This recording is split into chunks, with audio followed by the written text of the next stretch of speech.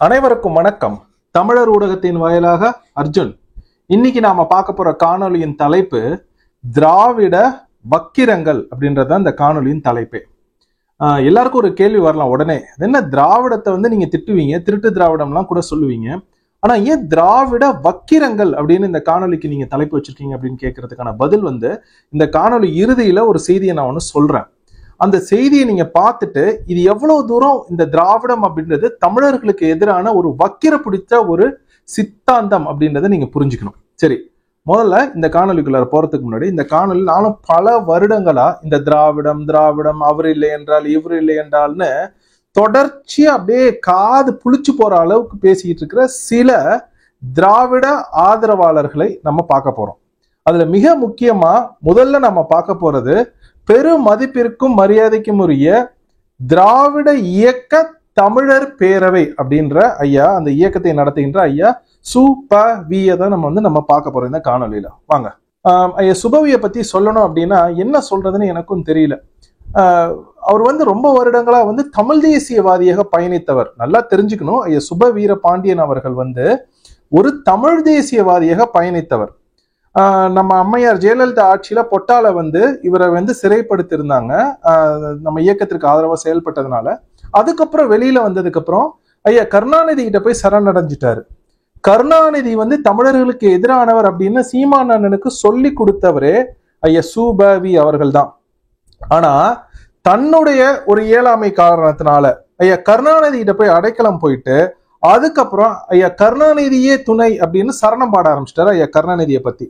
இப்ப ஐயா சுபவியை பத்தி நான் சொல்றப்ப உங்ககிட்ட சொன்னதுதான், அவர் பொட்டால இருந்திருக்காரு, தலைவர் கூட நெருக்கமா பழகக்கூடியவர், இதெல்லாம் நம்ம மறுப்பதற்கே இல்லை. ஆனால் இப்ப எப்படி இருக்காரு அப்படின்றத நம்ம பார்க்கணும். அதாவது ஐயா சுபவி ஒரு இடத்துல சொல்றாரு, கலைஞரை பற்றி தவறாக சீமான் பேசும் பொழுது என்னை அறியாமல் எனக்கு கோபம் வருகின்றது. கலைஞரை பற்றி பேசுகிற போது எனக்கு இயல்பாக என்னை அறியாமல் என்னை மீறி ஒரு கோபம் வருகிறது.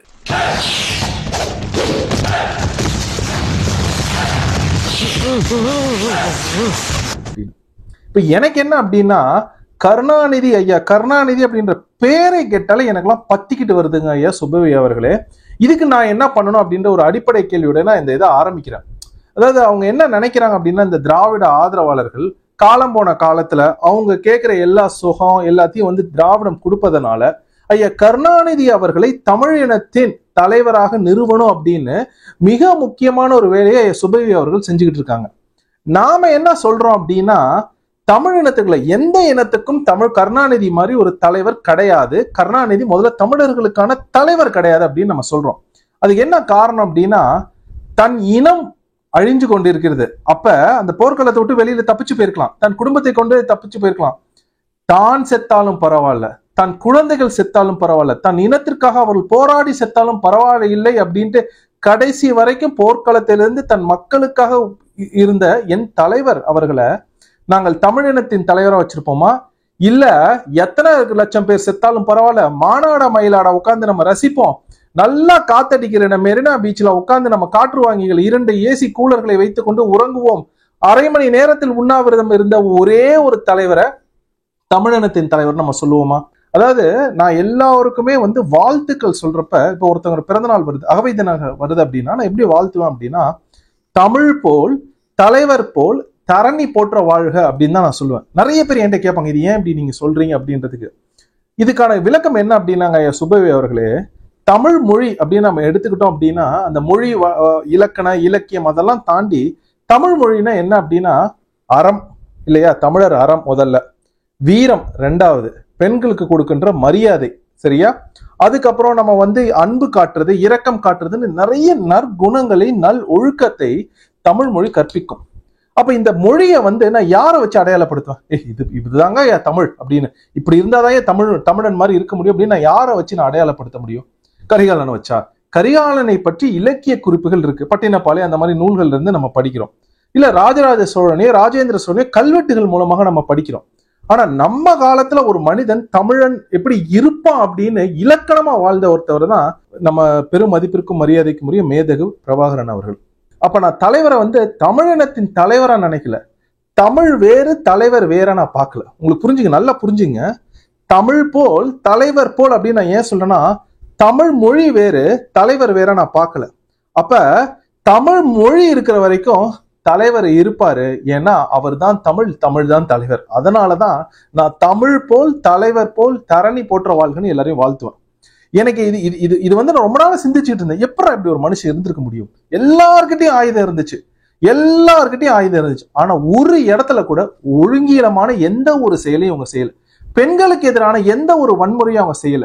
பெண்களுக்கு எதிரான எந்த ஒரு தவறான செயலையும் அவங்க செய்யலைன்னா அப்ப எப்பேற்பட்ட ஒரு ஒழுக்கமான ஒரு இயக்கமா அவங்க இருந்திருக்காங்க. அப்ப தமிழுக்கு ஒழுக்கம் அப்படின்னா தலைவர் தான் அப்படின்ற ஒரு இடத்துக்கு நான் வந்துட்டேன்.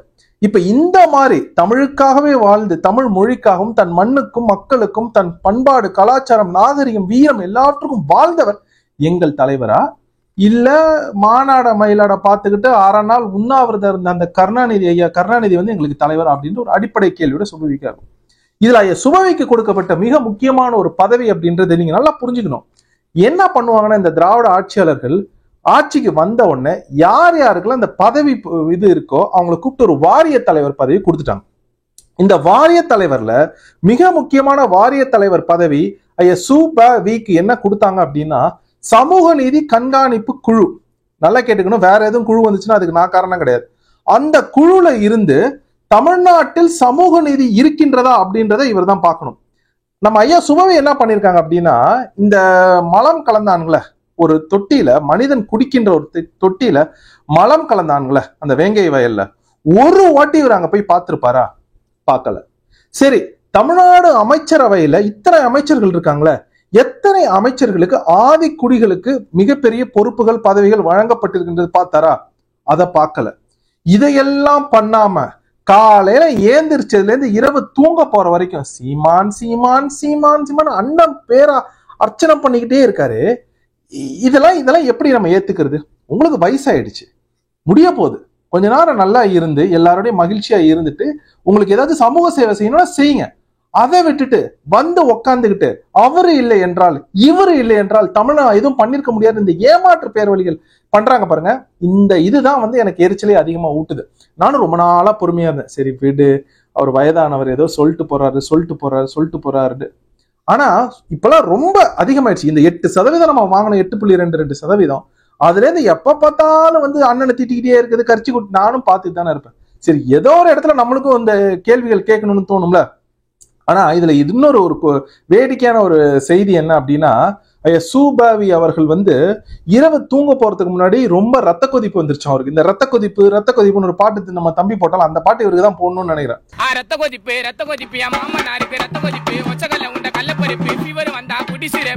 அந்த அந்த 2 மாத்திரைகளை ஏதோ எடுத்துக்கிறாராம். நம்ம ஒருத்தர் சொன்னாரு. நான் என்ன சொல்றேன், 4 மாத்திரைகளை எடுத்துக்கிட்டு இனிமேல் தூங்குங்கன்ற. நிஜமா நீங்களும் ரொம்ப நாள் உயிரோட இருக்கணுங்க ஐயா சுபவி அவர்களே. நான் உங்ககிட்ட எல்லாம் ஏதாவது சொல்றேன், நீங்க இன்னும் இப்ப அடுத்து சொல்ல போறால ஒரு 4-5 பேரை நீங்க எல்லாம் ரொம்ப நாள் உயிரோட இருக்கணும். ஏன் தெரியுமா?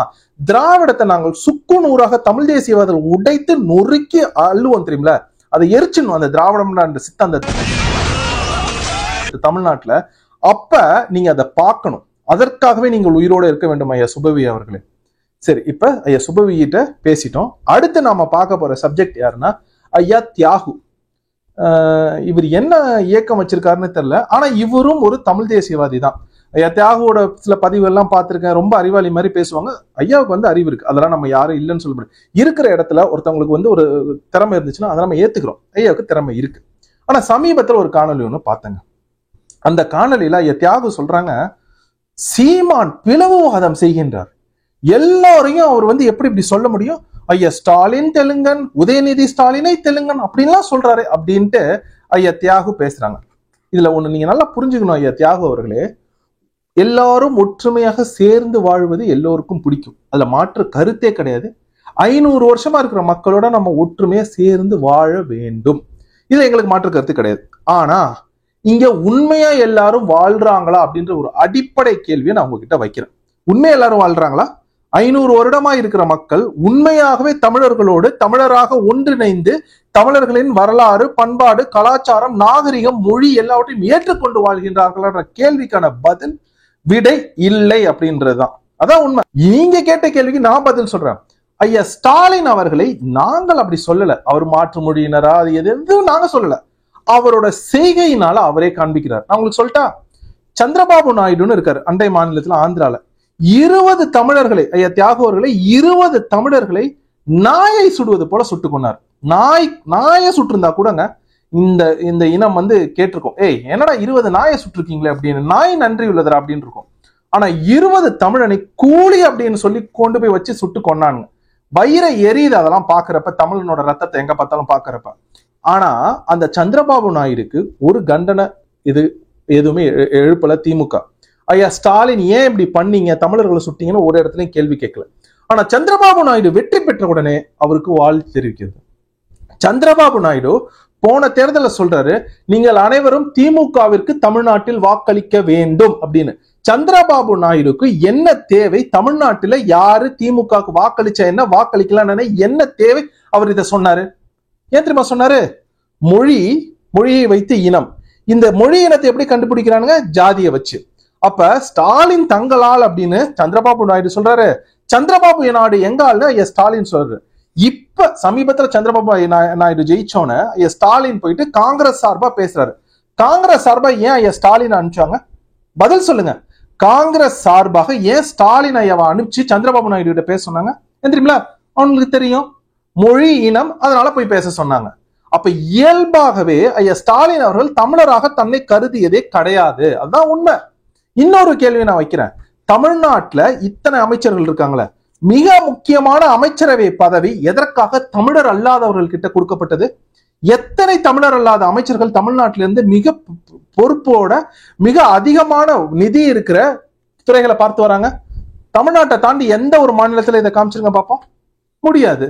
ஏன் இதை தாண்டி இன்னொன்னு கேட்கிறேன். ஐயா ஸ்டாலின் ஆட்சியேற்ற பிறகு அங்க ஆந்திரால இருக்கிற ஒரு சுங்கசாவடியில தமிழர்களை அடிச்சாங்க.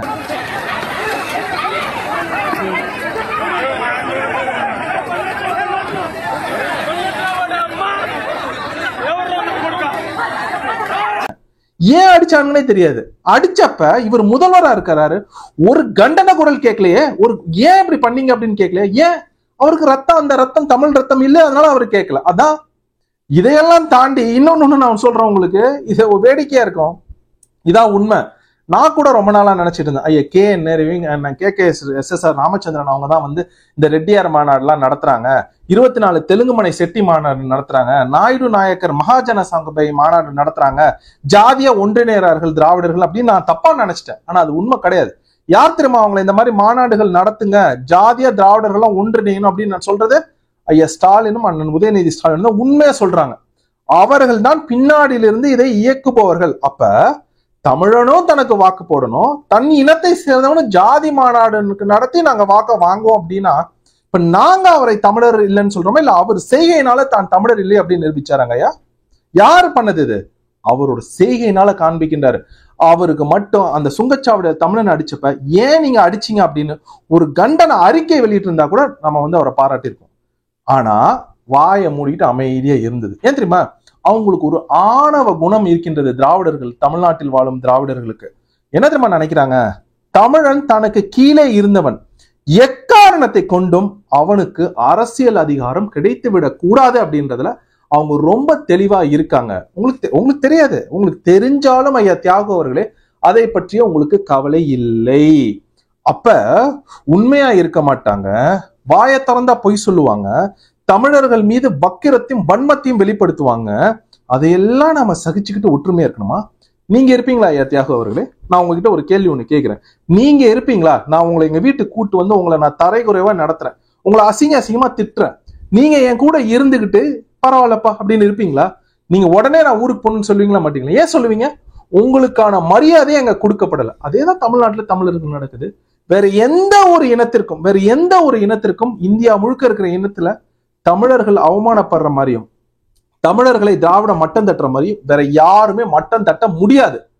அப்ப தியாகு அவர்களே சில விஷயங்கள் இன்னும் பேசலாம், ஆனா அந்த மாதிரி விஷயங்கள் நான் பேச மாட்டேன். உங்களுக்கு நான் என்ன சொல்றேன்னு புரியும் நினைக்கிறேன். நீங்க வயதானவர், என்னை விட வயதானவர், எங்க அப்பா வயது இருக்கும் உங்களுக்கு. உங்களை நான் தரைக்குறைவா பேச விரும்பல. ஆனா நான் ஒண்ணு சொல்றேன், என்னோட ஊடகத்திற்கு, தமிழர் ஊடகத்துக்கு நான் ஒரு தராதரம் வச்சிருக்கேன். தராதத்தை தாண்டி நான் என்னைக்குமே பேசக்கூடாதுன்னு நினைப்பேன். மிக முக்கியமா பெண்கள் சம்பந்தப்பட்ட சிக்கல்களை நான் தராதரம் தாண்டி நான் வந்து பேசவே கூடாது அப்படின்னு நான் நினைப்பேன். சரிங்களா? உங்களுக்கு நான் என்ன சொல்றேன்னு புரியும். நம்ம அடுத்த ஆளுக்கு போவோம். அடுத்த ஆள் வேற யாரும் இல்லை, நம்ம அண்ணன் கொளத்தூர் மணி. இப்ப இந்த திராவிட வக்கரங்கள்ல இந்த பேருக்கு காணொலிக்கு பேர் வச்சுல, அதுக்கு மிக முக்கியமான காரணம் அண்ணன் மணி சில விஷயங்கள் சொன்னதுதான். அது என்னன்றதை அப்படி பார்ப்போம். முதல்ல அண்ணன் மணி சொல்றாங்க, திராவிடன் என்றால் உங்களுக்கு ஏன் எரிகின்றது அப்படின்றாங்க. இப்ப நம்ம அண்ணன் மணி கிட்ட ஒரே ஒரு கேள்வி வைப்போம். அண்ணனோட பேரு கொளத்தூர் மணி, அதானே அண்ணனோட பேரு. இப்ப இந்த கொளத்தூர் மணி அப்படின்றதுல நான் மாவை எடுத்துட்டு போடுறேன், கொளத்தூர் சனி அப்படின்னு நான் பேரை வைக்கிறேன். அண்ணனுக்கு எவ்வளவு கோவம் வரும்? ஏய், எங்க அப்பா வச்ச பேரு மணின்றது, என் ஊரு கொளத்தூர், நான் கொளத்தூர் மணின்னு பேர் வச்சேன்னா என்ன கொளத்தூர் சனின்னு நீ யாரா கூப்பிடுறதுன்னு அண்ணன் சண்டைக்கு வருவீங்களா? வருவீங்களா மாட்டீங்களா? நீங்க வரணும். உண்மையிலே நீங்க வந்து உண்மையிலே ஐயா பெரியார் அவர்களை படிச்சீங்கன்னா, மானமும் ரோஷமும் மனிதனுக்கு அழகு அப்படின்னு சொன்ன ஐயா பெரியாரை படிச்சீங்கன்னா நீங்க சண்டைக்கு வருவீங்க. அப்ப ஒரு மனிதன் அவனுடைய பெயர்ல ஒரு எழுத்தை மாற்றி நாங்க போட்டாலே உங்களால ஏற்றுக்கொள்ள முடியல. பன்னெடுங்காலமாக 50,000 வருடங்களாக இருக்கின்ற ஒரு இனம், அதற்கான மொழி, அதற்கான பண்பாடு, கலாச்சாரம், நாகரிகம் எல்லாவற்றையும் தமிழர் அப்படின்னு சொல்லாம திராவிடன் அப்படின்னு வடமொழி சொல்லை வைத்து எங்களை அழைக்கிறப்ப எங்களுக்கு வர கோபத்துக்கு நாங்க என்ன பண்றது? உங்களுக்கு அதான் நான் கேட்கிறேன். உங்களுடைய ஒருவனுடைய பேரை மாற்றினா, நான் கொளத்தூர் சனின்னு நம்மள உங்களை நான் கூப்பிடுறேன்னு வச்சுங்களேன், உங்களால அதை ஏத்துக்க முடியாது. ஆனா தமிழனுக்கு வந்து உட்கார்ந்துகிட்டு நாங்க அடிமையாயிட்டதுனால விஜயநகரத்துக்கிட்ட அவர்கள் உள்ளார வந்ததுனால நாங்கள் தமிழர்கள் இல்லை, நாங்கள் வந்து திராவிடனா மாறிட்டோமா? திராவிடன் அப்படின்ற அந்த பெயருக்குங்க அண்ணன் எங்கேயாச்சும் ஒரு இடத்துல சங்ககால இலக்கியங்கள்ல இருந்து குறிப்புகள் இருக்கா? கிடையாது. கல்வெட்டுகள் எது இருக்கா? கிடையாது. திராவிடன்னா என்ன யாருக்கும் தெரியாது. இருந்தாலும் தமிழுக்கு வர வேண்டிய பெருமையை திராவிடம் அப்படின்ற இல்லாத ஒரு சித்தாந்தத்துக்கு கொடுத்து தமிழனை அசிங்கப்படுத்தியது திராவிடம். அப்ப நாங்க அதை தட்டி கேட்கிறோம், நாங்க அதை தவறுன்னு நினைக்கிறோம், நாங்க அதை கேள்வி கேட்கிறோம். ஐயா பெரியார் அவர்களே சொல்லியிருக்காங்க, நானே சொன்னாலும் சரி அதை நீ நம்பாத, உன்னுடைய சுய அறிவுக்கு அதை உட்புகுத்தி அது சரியா இல்லையா நீ தீர்மானி ஐயா பெரியார் அவங்க சொல்லியிருக்காங்க. அதைத்தான் நாங்க செய்யறோம். ஏமா நீ என்ன எத்தனை தவறுகள் நீங்க செஞ்சிருக்கீங்க, அதெல்லாம் நான் பட்டியலிட விரும்பல. தலைவர் அருகிலே இருந்து தலைவர் நம்ம கிணத்தையே காலி பண்ணானுங்க. நீங்க 2009 அண்ணன் பக்கத்துல இருந்தீங்க.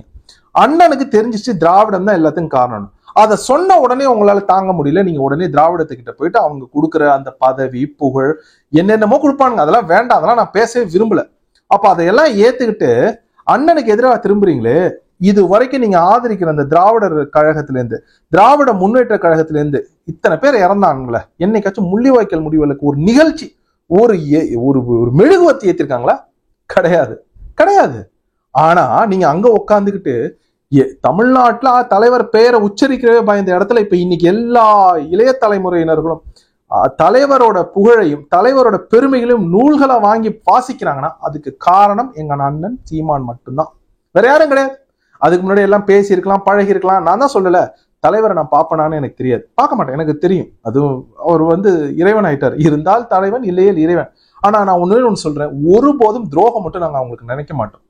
ஆனா நீங்க பக்கத்திலே இருந்து எல்லா விதமான துரோகத்தையும் நீங்க செஞ்சுட்டீங்க. மணியன் வீரப்பன் ஐயாவுக்கு செஞ்சீங்களே, அது துரோகம் இல்லையா? நீங்களே சொல்றீங்க சிரிச்சுக்கிட்டு நெட்ஃபிளிக்ஸ் ஆவண படத்துல, ஆமா நான் கூட சொல்லியிருப்பேன் அவரு இது காலி பண்ணதுக்கு அப்படின்ட்டு. ஏன் திரும்ப நீங்க காலி பண்ணீங்க? நான் சொல்லிட்டேன் என்ன காரணம்னு. ஏன்னா ஐயா வீரப்பனார் தன்னுடைய கடைசி காலத்துல எல்லாம், அதுக்கு முன்னாடியுமே அவர் தமிழ் தேசிய சித்தாந்தத்தையும் தமிழ் தேசிய கருத்துக்களையும் பேசினாங்க. உங்களுக்கு தமிழ் தேசியம் அப்படின்றது யார் பேசினாலும் அவங்கள காலி பண்ணிடுவீங்க. அதனாலதான் நீங்க ஐயா வீரப்பனை வந்து நீங்க காட்டி கொடுத்தீங்க. சியான் வீரப்பனை வந்து நீங்க காட்டி கொடுத்தது அதனாலதான் எனக்கு ரொம்ப நாளா தெரியும். இதை விடுங்க, நீங்க இன்னொரு வேலை ஒண்ணு பண்ணீங்க, நினைவுல இருக்க. நான் சொல்றேன் நீங்க என்ன பண்ணீங்கன்னு. ஒரு காணொலியில பாக்குறேன், நீங்க பேசுறீங்க தமிழச்சிகள் வந்து யாரும் மாறாப்பெல்லாம் போட்டுக்க மாட்டாங்க, ராஜராஜ சோழன் ராஜேந்திர சோழன் அதெல்லாம் மாறாப்பெல்லாம் போட்டுக்க மாட்டாங்க. 500-600 வருடங்களுக்கு முன்னாடி வந்த விஜயநகரம் தான் பெண்களுக்கு, தமிழ் பெண்களுக்கு மாறாப்பு போடுறதுக்கு எப்படின்னு சொல்லி கொடுத்துச்சுன்னு கொஞ்சம் கூட குச்சமே இல்லாம சொல்றீங்க. இதை கேட்டப்ப எனக்கு அப்படியே வந்துச்சு, என்ன சொல்றது. சரி, நம்ம இந்த காணொலி கடைசியில இதை பத்தி பேசுவோம், இப்ப பேச வேண்டாம். அப்ப திராவிடம் அப்படின்ற இல்லாத ஒரு சித்தாந்தத்தை தமிழ்நாட்டில் புகுத்தி அடுத்த தலைமுறையினர் கஞ்சா, சாராயம், இன்னும் என்னென்ன கேடுகள்லாம் இருக்குமோ எல்லாம் பண்ணிட்டு இருக்காங்க. இந்த சீர்கேட்டெல்லாம் கண்டிக்கல. ஆனா இங்க வந்து உட்காந்துட்டு சீமானண்ணனை உட்காந்து திட்டிக்கிட்டே இருக்குது. உங்க பேர் கொளத்தூர் மணின்றத கொளத்தூர் சனின்னு ஒரு வாட்டி சொன்னதுக்கே உங்களுக்கு என் மேல கோவம் வந்திருக்கணும்.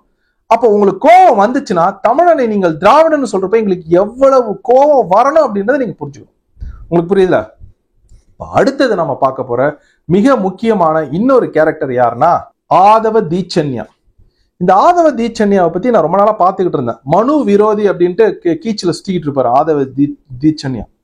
எதுக்குடா இவரு ஒரு மாதிரி பேசுறாரு அப்படின்னு எனக்கு ரொம்ப நாளா புரியல. அதுக்கப்புறம் தான் எனக்கு தெரிஞ்சிச்சு.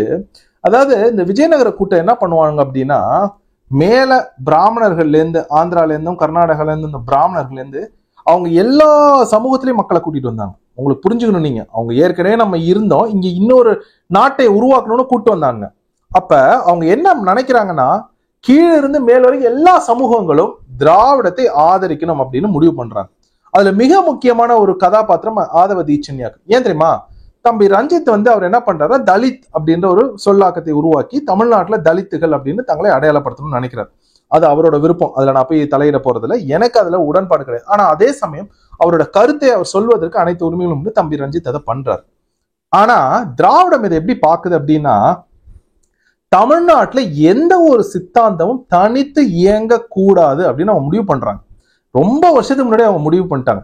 நாளைக்கு நீங்களே ஒரு சித்தாந்தத்தை புதுசா உருவாக்குனீங்கன்னா உங்க வீட்டுல கொண்டு வந்து பெரியாரையும் திராவிடத்தையும் புகுத்துவாங்க. அப்ப தலித்தியம் அப்படின்ற அந்த சித்தாந்தம் தனியா உருவாகி எங்கிடக்கூடாது அப்படின்றதுக்காக ஆதவ தீட்சண்யா உள்ளார கொண்டு வந்தாங்க. அந்த ஆதவ தீட்சண்யா என்ன பண்றாருன்னா, ஒரு நம்ம தங்கச்சி ஒருத்தவங்க கீச்சில ஏதோ சொல்லிட்டாங்க, ஏன்பா வேங்க வயல்ல மலம் நாரி கொண்டு இருக்கிற தண்ணீரை அவங்களை பிடிச்சிங்களா இல்லையான்னு. நல்ல நாக்க புடுங்குற மாதிரி ஒரு கேள்வி தானே. குடிக்கிற தண்ணீர்ல மலத்தை கலந்தவன இன்னும் பிடிக்கல. இதுல சமூக நீதி என்னது சமூக ஜாதி அப்படின்ட்டு இவங்க பண்ணிக்கிட்டு இருக்காங்க. அந்த தங்கச்சி அதை கேட்ட உடனே ஆதவ தீட்சண்யா கொதித்து எழுந்து விட்டார். எழுந்துட்டு என்ன சொல்றாரு, திராவிட இயக்கங்கள் இல்லை என்றால் உங்களுக்கு தெரியாதா, திராவிடம் இல்லை என்றால் அப்படின்ட்டு. ஏன்னா ஆதவ தீட்சண்யா அவரோட அடையாளம் என்னன்றது அவரே சொல்றாரு, மறைமுகமா சொல்றாரு, நான் திராவிடத்தை ஆதரிப்பேன் அப்படின்ட்டு. அப்ப ஆதி குடியில கூட அவங்க ஜாதி பார்த்து எப்படி வேலை செய்யறாங்க பாரு. தலித்தியத்தை நீர்த்து போக செய்வதற்காக தான் ஆதவ தீட்சண்யாவை திமுக அங்க புகுத்தியது. இதை நான் எப்படி தெரியுமா சொல்றேன், ஆதவ தீட்சண்யா அந்த நிகழ்வுல திமுகவையும் திராவிடத்தையும் ஆதரித்து பேசியதை திமுக ஐடி விங் பகிர்ந்தாங்க. அவன் எங்க ஆள் அப்படின்றத அவனுக்கு இப்படிதான் காமிப்பானுங்க திராவிடம். நீங்க இதெல்லாம் சும்மா நம்ம அப்படியே பார்த்துட்டு போயிடக்கூடாது. இது ஏன் இப்படி நடந்துச்சு ஏன்ற கேள்வியை நீங்க கேட்டீங்கனாலே தமிழ்நாட்டுல பல பிரச்சனைகளுக்கான தீர்வுகள் உங்களுக்கு தெரியும், இது ஏன் நடக்குது அப்படின்ட்டு. புரியுதா உங்களுக்கு? சரி, ஆதவ தீட்சண்யா விடுங்க. அடுத்து நம்ம பார்க்க போறது மிக முக்கியமான, எனக்கு பேரு ரொம்ப மதிப்பு மரியாதையும் அந்த அண்ணன் மேல உண்டு. யார் தெரியுங்களா? நம்ம அண்ணன் கோவி ராமகிருஷ்ணன். இவங்களும் ஏதோ ஒரு திராவிட இயக்கமும் ஏதோ ஒரு கருவட்டு சாம்பார் ஏதோ ஒரு இயக்கம் வச்சிருக்காங்க. இப்ப இந்த அண்ணன் என்ன அடிக்கடி சொல்லுவாங்கன்னா, பாப்பா அது பண்ணா பெரியார் தான் பாப்பான இது பண்ணாரு, பெரியார் இல்லைன்னா பாப்பா இதை பண்ணிருப்பான் இதை பண்ணிருப்பான். என்னென்ன ஏமாற்று வேலையை தெரியுமா அவங்க பண்றாங்க. இப்ப நான் ஒரு 4 கேள்வி கேட்கிறேன் நான் கோவி ராமகிருஷ்ணன் அவர்கள் கிட்ட. அந்த 4 கேள்விகளுக்கும் அவர் பதில் சொல்லிட சொல்லுங்க பார்ப்போம். முதல் கேள்வி, தமிழோடு இசைப்பாடல் நானறியேன் அப்படின்னு அப்பர் சுவாமிகள் சொன்னாங்களே, அந்த தமிழ் பண்ணிசையை கர்நாடக சங்கீதம் அப்படின்னு யாருடைய ஆட்சியில் மாற்றப்பட்டது? தமிழ்நாட்டுல தஞ்சாவூர்ல திருவையாறுல தெலுங்கு கீர்த்தனைகள் பாடுறாங்களே, தமிழ் மன்னர்கள் ஆட்சியில தெலுங்கு கீர்த்தனைகள் தமிழ்நாட்டில் பாடியது கிடையாது. அப்ப தமிழ் பண்ணிசையா இருந்தது யாருடைய ஆட்சியில் தெலுங்கு கீர்த்தனைகளாக மாற்றப்பட்டது? இதற்கு காரணமான பிராமணர்கள் யார்? பதில் சொல்லுங்க கோவி ராமகிருஷ்ணன். சொல்ல மாட்டாங்க. அடுத்த கேள்வி, தமிழர்களின் நடனமான சதிராட்டத்தை பரதநாட்டியம் அப்படின்றது யார் மாற்றியது? அதற்கான பொய்யான ஒரு வரலாற்றை யார் எழுதியது? இதற்கான காரணமான பிராமணர்கள் யாருன்னு கேளுங்க, கோவி ராமகிருஷ்ணன் பேச மாட்டாங்க. தமிழ்நாட்டுல கோயில்களில் கருவறைகளில் இருந்த தமிழை வெளியே விரட்டிவிட்டு சமஸ்கிருதத்தையும் வடமொழி முழுசா ஆக்கியது யாரு? எந்த பிராமணர்கள் அப்படின்னு கேட்டீங்கன்னா அதுக்கும் பதில் சொல்ல மாட்டாங்க கோவி ராமகிருஷ்ணன். தமிழ்நாட்டிலேயே தமிழனுக்கு கல்வி இல்லாம தமிழனை சூத்திரன் அப்படின்னு பட்டம் கொடுத்தது எந்த பிராமணர்கள், எந்த காலகட்டத்துல இது நடந்தது அப்படின்னு நீங்க கேட்டீங்கன்னா கோவி ராமகிருஷ்ணன் பேச மாட்டாங்க. ஏன் தெரியுமில? அவங்களுக்கு தெரியும் அவங்க எந்த அளவுக்கு ஜாதிய வெறியர்கள் அப்படின்னா. அந்த திராவிடர்கள், இப்ப நம்ம யாரோ ஒருத்தர் இருக்காருன்னு வச்சுங்களா, அவர் பிராமணராவோ பார்ப்பனராவோ இருக்காரு. பார்ப்பனர்னா தமிழை தாய்மொழியாக கொண்டவர்கள். பிராமணர் அப்படின்றவங்க ஆந்திரா கர்நாடகா பகுதியிலேருந்து வந்தவங்க. அவங்களோட ஜாதியை கண்டுபிடிச்சி, நல்லா கேட்டுக்கணும், ஜாதியை கண்டுபிடிச்சி இவர் பிராமணரா இல்லை பார்ப்பனரா, தமிழ் பார்ப்பனரா அப்படின்னு வேறுபாடு பார்ப்பாங்க. தமிழ் பார்ப்பான திட்டுவானுங்க, அவங்க இனத்தை சேர்ந்த பிராமணரை தூக்கி பிடிப்பாங்க. அந்த அளவுக்கு ஜாதி வெறி பிடிச்சவங்க. அப்ப உண்மையிலேயே நீங்க இந்த திராவிட சித்தாந்தத்தை பாத்தீங்கன்னா தமிழ்நாட்டுக்கு பெருங்கேடு செய்தவர்களை காப்பாற்றி கொண்டிருக்கின்றார்கள் இவர்கள். கோவி ராமகிருஷ்ணன் காப்பாற்றுறாரு, ஆதவ தீச்சன்யா காப்பாத்துறாரு, கொளத்தூர் மணியனை காப்பாத்துறாங்க, தியாகவும் காப்பாத்துறாரு, ஐயா சுபவியும் காப்பாத்துறாரு. எல்லாரையும் பார்த்துட்டோம். மிக முக்கியமான கடைசியா ஒரு ஆளுமை ஒருத்தர் இருக்கார். அவர் யார் தெரியுமில? எனது பெரும் மதிப்பிற்கும் மரியாதைக்கும் உரிய மானமிகு ஆசிரியர் கி வீரமணி அவர்களை தான். இவரை பத்தி நான் நிறைய பேசியிருக்கேன். இவரை பத்தி நான் ஒண்ணு சொல்றேன். ஒரு மனிதன் தனி மனிதனாக தனி ஒருவனாக இருந்து தமிழர்களின் வரலாற்றை தமிழ்நாட்டில் இந்த அளவுக்கு தான் அழிக்க முடியும் அப்படின்னு நினைக்கவே முடியாத அளவுக்கு தமிழர்களின் வரலாற்றை அழித்தவர் ஐயா வீரமணி அவர்கள். இவரை பற்றி நீங்க நல்லா புரிஞ்சுக்கணும். வல்லத்துல ஒரு இடம் இருந்துச்சு, சரியா? ஒரு கல்லூரி ஒன்று வச்சிருக்கிற வல்லத்துல. அந்த வல்லத்துல இருந்த அந்த இடத்தை எப்படி தெரியுமா ஐயா வாங்கினாரு? பாப்பாத்தி, இவங்க வார்த்தையில சொல்லணும், இந்த திராவிட வார்த்தையில சொல்லணும், பாப்பாத்தி ஜெயலலிதா அவர்களுக்கு சமூக நீதி காத்த வீராங்கனை அப்படின்னு ஒரு பட்டத்தை ஒண்ணு கொடுத்தாரு அந்த அம்மா ஆட்சியில் இருந்தப்ப. கொடுத்துட்டு அவங்க என்ன பண்ணிட்டாங்க, இந்த நிலத்தை அவருக்கு எழுதி கொடுத்துட்டாங்க. அந்த நிலத்தை வாங்கினவர் என்ன தெரியுமா பண்ணியிருந்தார்? அந்த நிலத்துல என்ன தெரியுமா இருந்துச்சு? உங்களுக்கு அதெல்லாம் தெரியாது. எப்படி தெரியும்? அந்த இடத்துல பல ஆயிரம் வருடங்களாக தஞ்சாவூரை ஆட்சி செய்த, தமிழ்நாட்டின் பெரும்பகுதியை ஆட்சி செய்த முத்தரையர்களின் கோட்டை இருந்துச்சு. முத்தரையர்கள் சோழர்களுக்கு முன்னாடி அவர்களோட கோட்டை இருந்துச்சு. அந்த கோட்டையை இடிச்சுட்டு அங்க கல்லூரி ஒண்ணு கட்டினார். இதான் உண்மை. யார்கிட்ட இருந்து வாங்கினாரு? சமூக நீதி காத்த வீராங்கனைன்னு பாப்பாத்தின்னு திட்டிட்டு அந்த பாப்பாத்தி கிட்ட போய் இவரு வாங்கினார். சரிங்களா? கல்லூரி ஒண்ணு கட்டினார். இது ஒரு வரலாற்று அழிப்பு. அந்த கல்லூரி கட்டிட்டு அந்த கல்லூரியில நம்ம அவர் பேரு KRS. அந்த KRS யாரு அப்படின்னா ஒரு ஃப்ராடு ஒண்ணு, முனைவர்னு பேர் போட்டுக்கிட்டு நான் முனைவர் பட்டம் பெற்ற தமிழ் ஆராய்ச்சி பட்டம் நல்லா கிழிச்சு தொங்க விட்டானுங்க அந்த ஃப்ராடை. அந்த ஃப்ராடுக்கு முனைவர் பட்டம் கொடுத்தாரு. அந்த ஃப்ராடு என்ன தெரியுமா புக் எழுதுனது? அந்த KRS ஃப்ராடு ராஜராஜ சோழன் கொடுங்கோலன் ஒரு நூலை எழுதி அதுல ராஜராஜ சோழன் செய்யாத எல்லா தவறையும் இவரு தான் செஞ்சாரு அப்படின்னு எழுதினாங்க. அவரை அந்த KRS யார் தெரியுமா எழுத சொன்னது நூலை? இவர் தான், வீரமணி அவர்கள் தான். எனக்கு ஒரே ஒரு ஐயா மட்டும் ரொம்ப நாளா உண்டு. இது ஐயா வீரமணியோட நிக்கல, வீரமணிக்கு பின்னாடி யாரும் இருக்காங்க. அது யாருன்னு எனக்கு ஓரளவுக்கு தெரியுது. ஐயா கருணாநிதியின் குடும்பத்துல இருக்கிறவங்க சில பேர் இருக்காங்க. அப்ப 1000 வருடங்களுக்கு முன்னாடி இறந்த ஒரு தமிழனின் அடையாளத்தை, தமிழரின் பெருமையை, ஏன் தமிழனுக்கு தமிழர்கள் ஒருபோதும் நாம அடையாளமா இருக்கக்கூடாது. நல்லா இதை நீங்க நல்லா நுட்பமா புரிஞ்சுக்கணும். தமிழ்நாட்டுல தமிழை தாய்மொழியாக கொண்ட தமிழர்களுக்கு தலைவராக இருக்கிறதுக்கு தகுதியற்றவர்கள். அவர்கள் இருக்கவே கூடாது. ராஜராஜ சோழனா இருந்தாலும் சரி, ராஜேந்திர சோழனா இருந்தாலும் சரி, தலைவர் பிரபாகரனா இருந்தாலும் சரி, அண்ணன் சீமானா இருந்தாலும் சரி, அடுத்து யார் தமிழை தாய்மொழியாக கொண்டவர்கள் வந்தாலும் வரக்கூடாது. இங்கு தமிழர் அல்லாதவர்கள் தான் அடையாளமா இருக்கணும் அவங்க முடிவு பண்றாங்க. இன்னொன்னு சேர்த்து நான் சொல்றேன், அவங்க அடையாளத்தை விடுங்க, இன்னொன்னு சேர்த்து சொல்றேன். இயக்கம் அங்க போர் செஞ்சுக்கிட்டு இருந்தாங்க. அப்ப இயக்கம் அங்க போர் செஞ்சப்ப இவங்களுக்கு நெருடல் ஆயிடுச்சு. என்ன தெரியுமா பண்ணாங்க? கோவி ராமகிருஷ்ணன், ஐயா வைகோபால்சாமி, இவங்க 2 பேரையும் கூப்பிட்டு அங்க போர் நடக்குது, தமிழர்கள் போர் புரியுறாங்க. ஆனா தமிழ்நாட்டில இருந்து அந்த போருக்கு வேண்டிய எல்லா உதவிகளையும் தமிழர் அல்லாத நீங்கள் தான் பார்த்து கொள்ள வேண்டும் அப்படின்னு சொல்லியிருக்காங்க. நம்மளுக்கு ரொம்ப நாளா இது புரியல. அவர்கள் திட்டமிட்டு தான் இதை பண்ணிருக்காங்க. கோவி ராமகிருஷ்ணனையும் ஐயா வைகோவையும் 2 பேரும் தமிழர்கள் இல்ல. அப்ப அவங்க தான் அந்த இடத்துல இருந்து என்னென்ன நடக்குது அப்படின்றது தமிழ்நாட்டில இருந்து ஒருங்கிணைக்கணும் அப்படின்னு எவ்வளவு ஆழமாக இவர்கள் சிந்திக்கின்றார்கள் என்று பாருங்கள். நான் திரும்ப சொல்றேன், இந்த மாதிரி ஒரு இனம் ஏமாந்ததே கிடையாது. தமிழனை திராவிடம் அப்படின்ற பேர்ல இவர்கள் ஏமாற்றிய மாதிரி எந்த ஒரு இனமும் உலக வரலாற்றுல இவ்வளவு தூரம் ஏமாந்தது. ஏன் தெரியுமா? இவங்க கூடவே இருந்து நம்ம சோத்தை தின்னுட்டு நம்மளுக்கு கேடு பண்ணிருக்கானுங்க. நம்மளால கண்டே பிடிக்க முடியல. எல்லாரும் கருப்பு சட்டை போட்டுட்டு தமிழர்கள் தலை நிமிர்ந்ததுன்னு சொல்றாங்க. இல்லவே இல்லை. அவர்கள் தமிழர்களின் வரலாற்றை தான் குறிவைத்து அசிங்கமா எழுதுறாங்கப்பா. எல்லா நூல்களும் வரலாற்றுல கல்வெட்டுகள்ல இல்லாத சான்றுகளை எல்லாம் காமிச்சு எதுவுமே கிடையாது அதையெல்லாம் எழுதுனது. நீங்க வீரமணி ஐயா உங்களுக்கு நினைவுல இருக்கான்னு தெரியல, ஒரு நாள் ஓடி வந்தாரு. எவ்வளவு வெறுப்பு அரசியல் பாரு, தமிழனுக்கு எதிரான வெறுப்பு அரசியல் தமிழ்நாட்டிலேயே திராவிடம் பண்ணுச்சுப்பா. வீரமணி நினைவுகளுக்கு இருக்கான்னு தெரியல. ராஜராஜ சோழன் பெரிய மன்னன்றாங்க, கோயில் கட்டியதே தேவதாசிகளை கொண்டு 400 தேவதாசிகளை இது பண்ணான்னு சொன்னாரு. ராஜராஜ சோழன் மாமன்னன் சதய விழாப்பான். பெரியார் மொழியை சொன்னா என்ன வெங்காயம்னு கேட்டாரு. ரொம்ப மிக முக்கியமா தமிழ்நாட்டுல தேவதாசி முறை 15ஆம் நூற்றாண்டுக்கு மேலதான் வந்துச்சு அப்படின்னு அந்த அம்மா தெளிவா, அந்த ஆங்கிலேய பேராசிரியர் தெளிவா எழுதுறாங்க.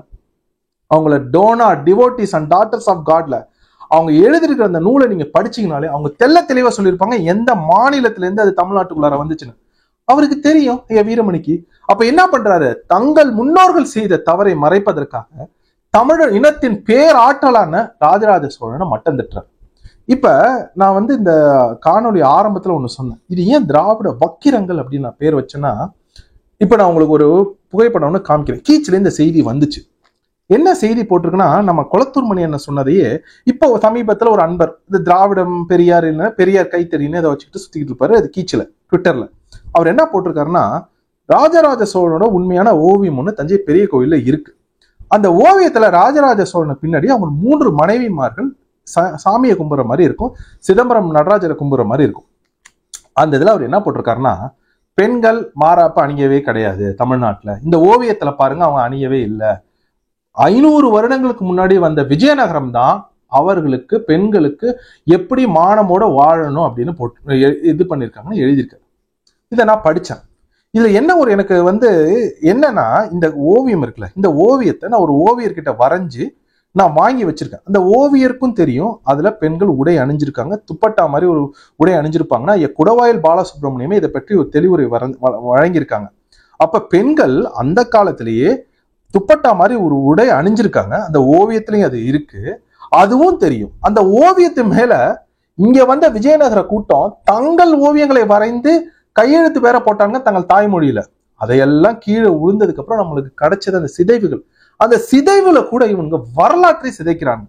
நான் ஒன்னே ஒண்ணு சொல்றேன் கேளுங்க, தமிழச்சி மாறல பால் குடிச்ச யாரா இருந்தாலும்பா இவங்க பேசுறாங்க பாரு நம்ம பெண்களை அசிங்கமா, யாரா இருந்தாலும் கோபம் இருப்பா. நான் உங்ககிட்ட திரும்ப திரும்ப சொல்றேன், நீங்க நாம் தமிழர்ல அண்ணன் கூட அப்படிதான் இருக்கணும்னு நான் சொல்ல. நீங்க நாம் தமிழர்ல இருக்கலாம், இல்ல அண்ணன் விஜய் அண்ணனோட தமிழக வெற்றி கழகத்துல இருக்கலாம், இல்ல நீங்க அண்ணன் அன்புமணி ராமதாஸ் அவரோட பாட்டாளி மக்கள் கட்சியில இருக்கலாம், இல்ல அண்ணன் திருமாவளவனோட விடுதலை சிறுத்தைகள் கட்சியில இருக்கலாம், இல்ல அதிமுக இருக்கலாம், திமுக இருக்கலாம், பாஜக கூட இருக்கலாம்ப்பா. ஆனா நம்மளுக்கு தமிழன் அப்படின்ற அந்த உணர்வு கட்சியை மீறி இருக்கணும். ஏன் தெரியுமா, இங்கு தமிழ்நாட்டில் திட்டமிட்டு தமிழர்களுக்கு எதிரான வெறுப்பு அரசியலை, தமிழர்களுக்கு எதிரான வக்கிரங்களை திராவிடம் செய்து வருகின்றது. இதை நாமளே கேள்வி கேட்க முடியாம போயிட்டோம்னு வச்சுக்கேன். ஒரிசால இவங்க வி.கே. பாண்டியன் ஐயா அசிங்கப்படுத்தி அனுப்பிச்சானுங்க பாரு பாஜக, அந்த மாதிரி கூடிய விரைவில் வெளிப்படையா பேசுவானுங்க தமிழனுக்கு ஒண்ணும் தெரியாது. அப்ப நாம நிர்வாணமா நிறுத்தப்பட்டு இருக்கின்றோம். தமிழ்நாட்டில் நாம் நிர்வாணமாக நிறுத்தப்பட்டிருக்கோம். நமக்கான இசை காணா போச்சு, கர்நாடக சங்கீதம் ஆயிடுச்சு. நமக்கான நடனம் காணா போச்சு, தமிழ் மொழி கோயில்ல கிடையாது. இதையெல்லாம் பண்ணிட்டு தமிழச்சிகளை மட்டம் தட்டி பேசுவதை எப்படி ஏத்துக்க சொல்றீங்க? நீங்க எப்படி ஏத்துக்க சொல்றீங்கப்பா? அப்ப நீங்க இந்த காணொலியை பாக்குற என்ன மொழி வேணாலும் பேசு, நீ தமிழ் பேசு, மலையாளம் பேசு, கன்னடம் பேசு, தெலுங்கு பேசு. உங்க வீட்டுல நான் இதை இந்த மாதிரி ஒரு வேலையை நான் செய்யறேன், திட்டமிட்ட ஆட்களை வைத்து வரலாற்றை கொச்சைப்படுத்தி எழுதி தமிழனை தமிழ்நாட்டிலே மட்டம் தட்டுறேன்னா நீங்க சும்மா இருப்பீங்களாப்பா? உங்க வீட்டுக்கு நான் இதை செஞ்சேன்னா நீங்க சும்மா இருப்பீங்களா? அப்ப என்கிட்ட இருக்கிற கோவம் என்ன தவறு அப்படின்ற ஒரு கேள்வியை நான் வைக்கிறேன். சரி, இதை எப்படிதான் தம்பி நம்ம சரி பார்க்க போறோம்? இதை எப்படிதான் நீங்க இவனுக்கு இப்படியே பண்ணிட்டு இருக்காங்க? அதிகாரம் வரணும் நம்மளுக்கு. சீமானன் ஆட்சியில அதிகாரம் வரணும். அதிகாரம் வந்த பிறகு இவர்கள் மீது வழக்கு போட வேண்டும். ஏன் தெரியுமா, 500 வருஷமா இருக்கிற மக்கள் மேல எனக்கு வெறுப்பு கிடையாது. அதையும் நான் ரொம்ப தெளிவா சொல்லிடுறேன். எனக்கு வெறுப்பே கிடையாது, எனக்கு கோவம் உண்டு. சரியா, இந்த மாதிரி திராவிடம் எங்களை ஏமாத்துறாங்க, அவன் மேல கோவம் உண்டு. ஆனா நான் வழக்கு போட்டா மட்டும்தான் அண்ணல் அம்பேத்கர் நம்மளுக்கு ஒரு மிகப்பெரிய கருவியை கொடுத்திருக்காருப்பா. அந்த கருவியை வச்சுதான் யார் யார் தவறு செய்தார்களோ அவர்களை மட்டும் கண்டுபிடிக்க முடியும், அவர்களை மட்டும் தண்டிக்க முடியும். அப்ப வழக்கு போட்டே ஆகணும். வழக்கு போட்டாங்கன்னா தமிழர்களுக்கே புரியும் இந்த திராவிடம் அப்படின்னு தமிழர்களுக்கு எதிரானது அப்படின்னு. அப்ப அந்த வழக்க போட்டதுக்கு அப்புறம் ஒரு ஆள் மாட்டினா போதும், அவனை வச்சு எல்லா தகவலையும் வாங்கிடலாம் யார் யார் பின்னாடி வேலை செய்யறாங்க அப்படின்ட்டு. அந்த தவறு செய்தவனால உள்ளார புடிச்சு போட்டு சாத்தணும்னு வச்சுக்கேன்.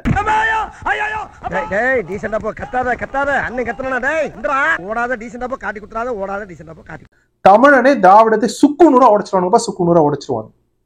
உங்களுக்கு புரியுதுல? இப்ப நான் பிளவுவாதம் பேசல, நான் வெறுப்பு அரசியல் பேசல, நான் இனவாதம் பேசல. இத்தனை வருடங்களா நம்ம கூட இருந்த மக்கள்ல ஒரு குறிப்பிட்ட ஒரு கூட்டம் திராவிடம் அப்படின்னு நம்மளுக்கு பெயர் கொடுத்து அவர்கள் தான் தமிழர்களுக்கு எதிரான இன வெறுப்பு அரசியல் செஞ்சிருக்காங்க. தமிழர்களுக்கு எதிரான எல்லா வேலைகளும் செஞ்சிருக்காங்க. தமிழர்களின் வரலாறு, பண்பாடு, கலாச்சாரம், நாகரிகம் எல்லாத்தையும் கொச்சைப்படுத்தி நம்மளை மட்டம் தட்டி நம்ம மேலே ஆட்சி செஞ்சுக்கிட்டு இருக்காங்க. அதை முடிவுக்கு கொண்டு வரணுமே அப்படின்றத இந்த காணொலியை நான் உருவாக்கணும். இந்த காணொலி உங்களுக்கு பிடிச்சிருந்துச்சுன்னா நீங்கள் மற்றவர்களும் பகிருங்கள். மிக்க நன்றி.